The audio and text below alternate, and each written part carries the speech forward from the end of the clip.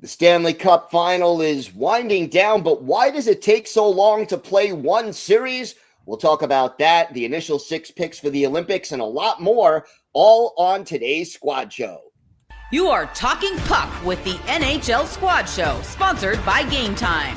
From the Oilers to the Stars, Golden Knights, and the Panthers, the Rangers, Avalanche, and yes, even the Maple Leafs. The Locked On Podcast Network brings together all its local experts to provide the scoops, breakdowns, and comprehensive looks at all the NHL, with plenty of trash talk to go with it. Don't miss the hard hits and glove-dropping hot takes on the Locked On NHL Squad Show. It's time to drop the puck. Gil Martin here, and welcome everybody to the NHL Squad. Sit back, grab your favorite beverage, and join us as we get you ready for another wild week across the National Hockey League. We are part of the Locked On Podcast Network, your team every day. Today's episode is brought to you by Game Time. Download the Game Time app, create an account, and use code LOCKEDONNHL for $20 off your first purchase. We have got a great crew assembled today. We have Seth Toupal of Locked On Wild, David Morassutti of Locked On Leafs, and Zach Martin of Locked On Hurricanes here, and a great time of year. Guys, we know that the Stanley Cup final has been going on for a long time now.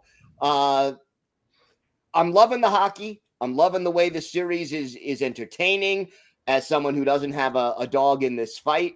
But should it take more than 2 weeks to play a Stanley Cup final round? It's so it's not done yet. I wonder how the players feel about it too. Like, just how long it takes. It doesn't make it any easier for if somebody's getting a little banged up, they get an extra day or two to recoup. It's like, yeah, but also just keeping them playing for 3 weeks doesn't really help either. I get it.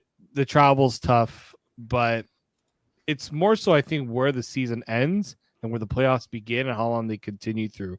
That's really become such a sore spot for a lot of fans.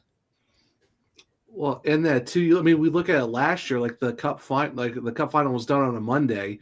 Draft was that same week, and then right into free agency. There was no in between. And I understand with rest and TV rights and stuff like that too, and travel. But at the same time, you had that really long break between the conference final games. Then you get 2 or 3 days in between these other games as well. Yeah, it's just you're dragging this out so much longer. And the Athletic even put out, why are the views down 25%? Well, it's because you've dragged this on for so long and so many days in between. Fans are kind of just like, all right, when's the next game, I guess? And that's just the problem that they're having right now. It's just taking forever. Yeah, Zach, I think you hit on the biggest area that the NHL could trim off of this is the amount of time between each round. And I know that's done the way they do that is, well, let's assume that all these series go game 7, and then we'll add some time in addition to that. Yeah, that's all well and good, but what happens if those series go 4 games or 5 games? Then all of a sudden you've got just this long dead period of nothing. And I understand wanting to have a proper buffer so that if there is a team that goes 7, they're not having to immediately flip over and dive into a series against a team that is more rested. But it's playoffs is a gauntlet. We should just be getting, at this point in the year, the only 2 things that are competing for attention are the NBA Finals and the Stanley Cup Final. Major League Baseball is just starting the season. They're doing their thing. They really don't care. They're not trying to compete with the viewership here. And you see the same thing in the NBA Finals. They have 3 days in between each game. It's absolutely unnecessary. A day off in between is perfectly fine. If you are going to travel to the other site, maybe you go 2 days in between there, but there really is no need to have any more than just a day off in between the games. That's plenty of time for people to rest up, for people to, ice their bruises. And I think if you ask the players too, they would much rather be playing.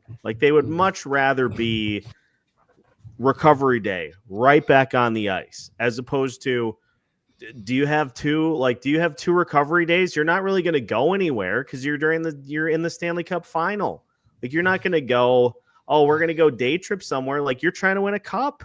Like, just cut the time down in between the games. And I think people would be more inclined to watch because the action just continues. And what does it do? And I think it kind of cuts both ways, and it is equal for both teams. But what does it do for momentum from the perspective of the players? You win a big emotional overtime game, and then you sit for 3 days and wait for the next game. And I think that momentum also has an effect on the fans who want to see the next game after an exciting, game 4 goes into overtime. We want to see what happens next, and you got to wait. And we get, look at the biggest storyline between the games that we've seen so far in this series. It's, who are the Oilers going to start in net? Because everything else gets played out over the course of 2 days. So you really have no choice. If the Oilers don't name a starter, then that becomes your A topic for an entire day's worth of coverage. Yeah. And like you said, Seth, for between round 2 and the Eastern Conference Final, Hurricanes got done in 5 games. Florida went to 7, and then it was like that Monday off, and then immediately game 1 was Tuesday. That's how quick it was. And yeah, you look at that, then you look where it is now for the Cup. It's just so long. And now, like you said, turns into who's the starter for game 6. Oh, let's go over the Dairy Queen story for the 7th time because that's the biggest thing. I'm so glad those guys are having a night out, getting some blizzards and some upside down ice cream cones. Yeah, it gets to a point where it's like, can we just get to the hockey? As soon as the Cup final's over, we all know what's going to be next: draft, free agency, stuff like that. Let's just wrap this thing up. Let's get ready for the next big event because we don't need to keep rehashing the same stories over and over and over again to kill time. And then, look, there's also already been murmurs of expansion. And believe me, if they add 2 more teams, they're going to add a play-in playoff round. So is the Stanley Cup going to be awarded July 4th next year? Or No. 2 years, 3 years? How does this all fit together eventually? And it's funny that when they constantly ask Gary Bettman or Bill Daly about this, no, we're not going to do that. We think our playoffs are great as it is. And it's but there's now you're going to have, and I get it. With the NBA, the way they do it, it's quick. It feels like, okay, 2 games, bing, bang, and you're done, right? It's not like a whole tournament that you have to do. I think maybe it gets misrepresented in how it actually would happen, but it's how are you going to tell 2 more teams you get to come into this league, pay billions of dollars in expansion fees to do it? Oh yeah, but you're not going to get any. We're not changing the playoff structure in any way to accommodate the fact that we're going to add more teams to it. Eventually, you're going to get to the point where it's going to like the World Cup, where you're just going to be adding all these teams, and then it's okay, but it doesn't really solve the issue of how many teams are actually going to find success in moving forward, right? Because these teams need the playoff revenue. There's some teams that need the playoff revenue to justify what they're going to be spending each and every year on salaries and everything else. And it's not just the playoff revenue. It's if you add, additional teams to a play-in round, there are more teams in March and April with hope of making the playoffs, and you sell more tickets during the regular season as a result of that as well. And keep in mind, it's been 16 teams in the NHL playoffs since 1979, I think, give or take a year or two. So, and back then there were 21 teams and 16 of them made the playoffs. So they are due to add, but you would have to condense it. You couldn't space out the Stanley Cup final the way they're doing if they add a play-in round. Well, if they added a play-in round too, though, here's the flip side. Then you're kind of diminishing the regular season because at that point, are you really making it worthwhile for these teams that are, maybe shouldn't be in the playoffs, but it's we can make it in, and we just gotta finagle our way into a certain amount of points and stuff like that. And it's just it. And that's why I think a lot of people are kind of against the NBA for doing it, because now they have too many teams getting in, and then it's just expanding it more. It makes it longer, and it kind of diminishes. Why are we trying for 82 games to have 18, 20 teams make the playoffs, and then it just elongates a process that's already tough as it is. And it makes these guys play more hockey games on top of that, where it's already long as it is. Well, and think about this too, just from a league perspective. So the Stanley Cup final is done this week. Your June 20th is that's you're done. The draft is next week. Free agency is like 4 days after that. And then you got nothing until the start of the season, until teams come back for training camp.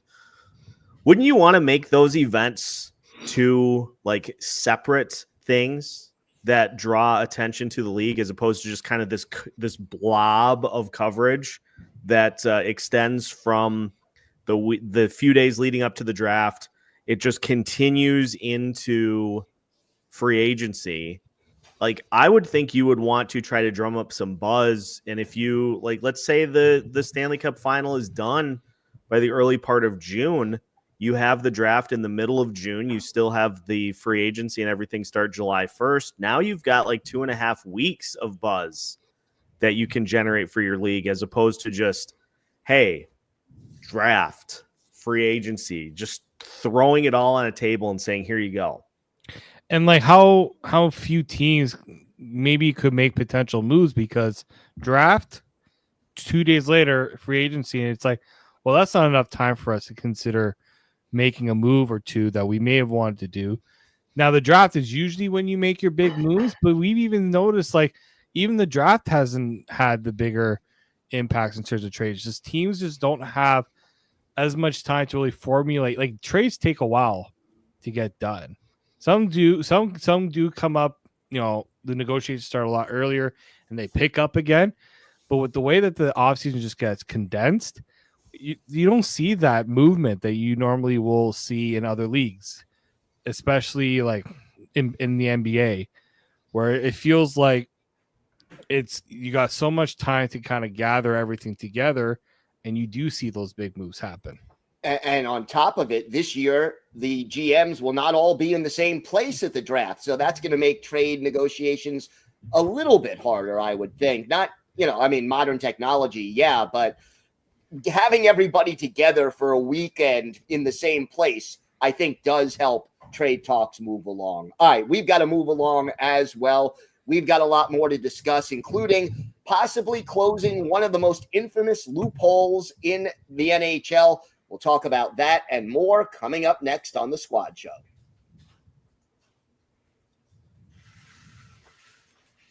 Today's episode is brought to you by Wonderful Pistachios. Looking for a snack that's both delicious and nutritious? Crack into a good source of protein with Wonderful Pistachios. Wonderful Pistachios is one of the highest protein nuts. Each 1 ounce serving has 6 grams of protein, giving you over 10% of your daily value. Plus, they're packed with fiber and better for you unsaturated fats to help keep you feeling fuller longer. Personally, I love the no-shells variety. It's the perfect grab-and-go snack for busy days. Whether I'm snacking at my desk, on a road trip, or just need a quick protein boost, they're always my go-to. And if you love cracking open every shell for that satisfying crunch, the in-shell options are a classic favorite. So get snacking and get cracking with the snack that packs a protein punch. Visit wonderfulpistachios.com to learn more. That's wonderfulpistachios.com to learn more.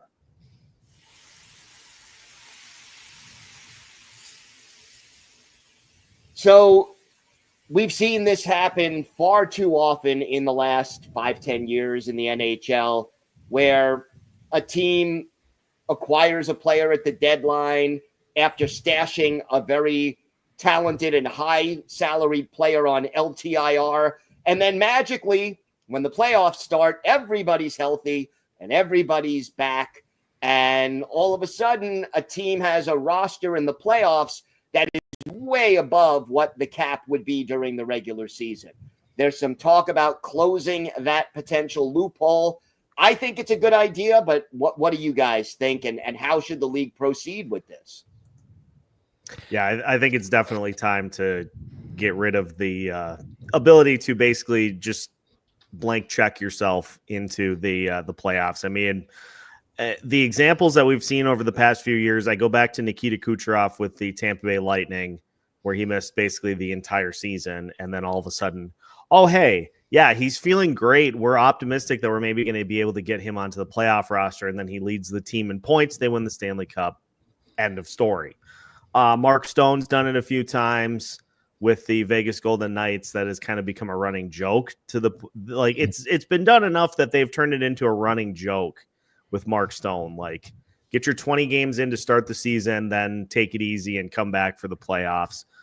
It is something that I think needs to be tightened up and taken care of completely, because, you know, you have teams that may, like the Wild were in a situation this year where they had Kirill Kaprizov on long-term injured reserve, and a lot of Wild fans were like, how come we're not doing this because other teams have done it? Well, in the Wild's case, they wanted to still be able to get Kirill Kaprizov on the roster before the regular season ended to make the playoffs. So they had to have that money free to be able to get him back on the roster. They absolutely could have benefited from going and getting a bona fide top 6 player. I think if you can get somebody to put into that lineup in the top 6, I think they would have beaten the Golden Knights in round 1. But that opportunity only exists if you allow teams the ability to supersede the cap. And if not everybody's going to do it, get rid of it. If it's going to be taken advantage of by a couple of teams that exploit it, cut it, get it out of there. Well, you look at the past Stanley Cup final winners, right? The first time it really became a thing was when Patrick Kane went down with the injury, that they said, oh, you know what? Throw him on LTIR. Now Chicago was able to add a bunch of guys. Kane came back. They went on to win the Cup final. Nikita Kucherov, he had the hip surgery that kept him out all year, but conveniently was able to come back for game 1 of the Stanley Cup final. They went on and won that one too. Vegas did the same thing, as you said, with Mark Stone, and Florida this year with Matthew Tkachuk, right? I don't see how we can say that in today's NHL, and Gary Bettman has talked about how the salary cap has brought parity to the league, and then teams are like, well, here's the thing, Gary. We don't think that because we can exceed the cap by 8, 10. In some cases, I've seen like $18 million with LTIR usage. How are teams supposed to compete with that? Like, it was brought up in Toronto. Why didn't Austin Matthews sit out, when he was dealing with his injury, so that the Leafs could add a bunch of players? Well, one, Austin Matthews didn't want to do that because he wanted to play. 2, if the Leafs did it, the NHL probably would have said something about it because it's Toronto. And 3, it's just it'd be so blatant for a team like that to do it that it would probably ruin it for everybody else. So all the other teams will complain too. It's like, well, if you go and do it, I don't think we'll ever be allowed to do this again. I just think that we need to stop with this whole the hard salary cap has brought parity to the league, because teams have found ways around it, and it's not that there's way too many disadvantages that are being thrown out for teams. It's not a level competing field right now, and I don't know how Get Bettman and Bill Daly could come out and say it's not that way. Yeah, well, and you're right, Dave, because you look at Florida, you just mentioned it too. Like, they don't have Matthew Tkachuk after 4 Nations. He comes back, but in that time frame, you go get Brad Marchand and Seth Jones into that lineup. So now your defense just got better, and now you add a guy who's been there in Marchand, and now you get Matthew Tkachuk back. Now it's almost like you have a top 9 that pretty much beats almost an entire team's roster, because it's just loaded with all these guys.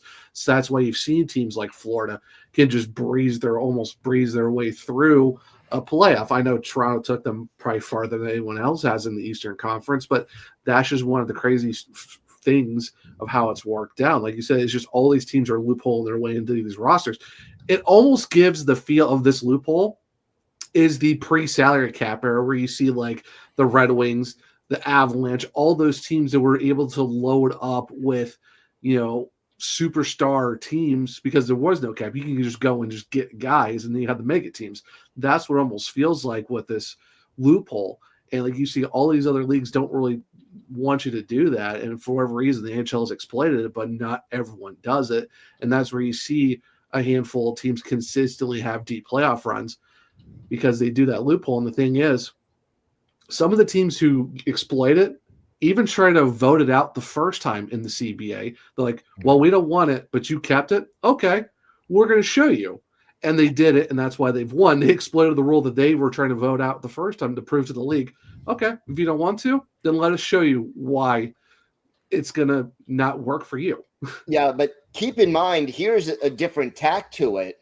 It allows, look, even when a guy is on LTIR, they don't count against the cap, but you still have to pay them.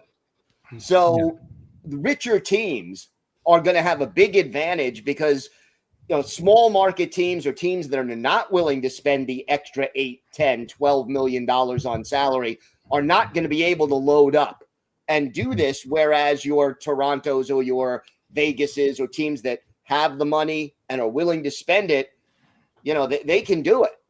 So it does create inequality. The question is, how do you best solve it? Do you institute a cap in the playoffs? Do you limit the use of LTIR? Or if a guy is on LTIR, he can't come back for the playoffs? How do you fix this problem? I think if you're going to try to activate someone from LTIR, like the current rules state that they have to be away from 10 games in 24 days. Like both those conditions need to be met, which a lot of teams are able to do. But I also think you got to find a way to do, if you're bringing them back, they can't just be activated and brought back. There needs to be a process that, okay, we're going to activate them and there's going to be some sort of, like how the NFL does it with a designation to return, right? Baseball sort of does it in that way too, where they do the different designations. Like, I think you got to have a proper way to do those designations. And I don't know, maybe in the playoffs, you got to also figure out you can't exceed the cap by X percent when a player is brought back from LTIR. You can't just bring back an entire player back. Like only some of it is variable in the playoffs. Something along those lines. You can't do a salary cap in the playoffs. I get it because they don't get paid.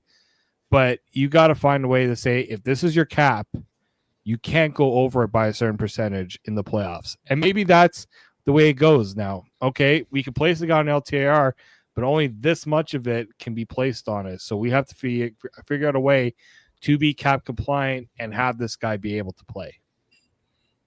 I really like the IR designations as a way to kind of combat this, because the NFL has, they have the ones that you can put players on if you've got the PUP list before the season starts, so you can put them on that list if they're going to miss the first handful of weeks of the season, and then they can come back sometime before that cutoff. And then during the season, you've got the short term and the long term, or the season ending, and you have a limited number of spots that you can put each of the players in each of those cases. So let's say Mark Stone's going to miss 2 months. You can designate him to return, but he has to return by that set cutoff time. If he doesn't, then he's not eligible to return for the rest of the season. I think that would go a long way towards curtailing some of this.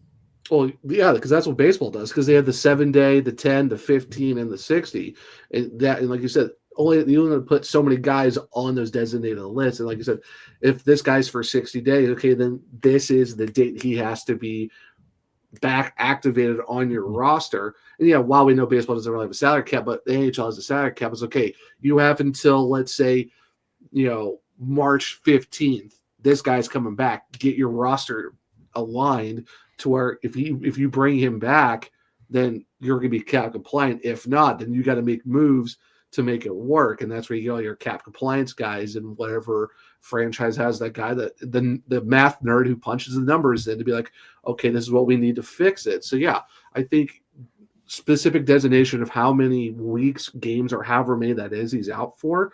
Here's your set date. Figure it out before then. If not, go make some roster moves. And I think, yeah, what David said, let's say the max is like you can go 5 to 6 million over because the cap's 95.5 next year. Okay, then you can't exceed it by $101.5 million. That's it. There's your 6 million that you can go over for the playoffs. It's not a salary cap, but this is what you can exceed past to off of what our designated physical cap for the regular season is. It does make sense. Let's see if this gains momentum. I think they've got to do something, and we'll see what it is. Meanwhile, we have the announcement of the first 6 players for the various Olympic teams coming up next year. We'll talk about that and more next on the Squad Show.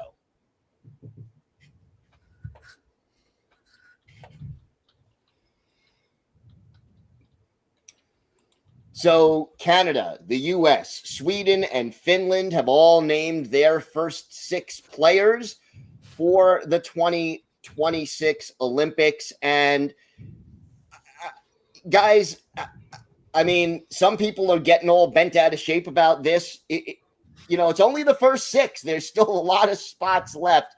What's your take on these announcements? I mean, it's always weird to announce 6 players, right? Because it's never really ever done like that in the past. It was always, here's the roster, here's the full list. But I get why they're doing this. This kind of gives a bit of anticipation now, right? You're not waiting until January or end of December, January for an announcement. But I like how people lose their minds on the 6 players announced, and it's like, well, but how about this guy? I'm like, 6 players. We're not talking about 8, 10, 15, 6.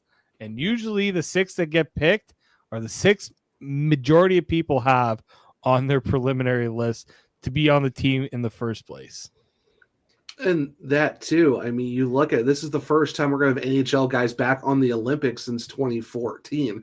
So yeah, they want to drum up a lot of attention because, oh look, we finally have the best on best for the first time in 12 years when they're going to be in Milan and Kocha out for the first time in a while. So yeah, they're going to do that. And like you said, David, the first 6, it's not like you're going to have all the other big names are going to be off this list. Like I know with, you look at the Carolina Hurricanes, Jacob Slave didn't make it. Oh, why isn't he not there? And, why is Charlie McAvoy? And it's not Slave for what he did in 4 Nations. And it's like, but he's going to make the roster regardless. If there are certain guys that performed really well in 4 Nations, it's going to be a foregone conclusion they're probably going to make the roster. Same thing for Zach Werenski of Columbus.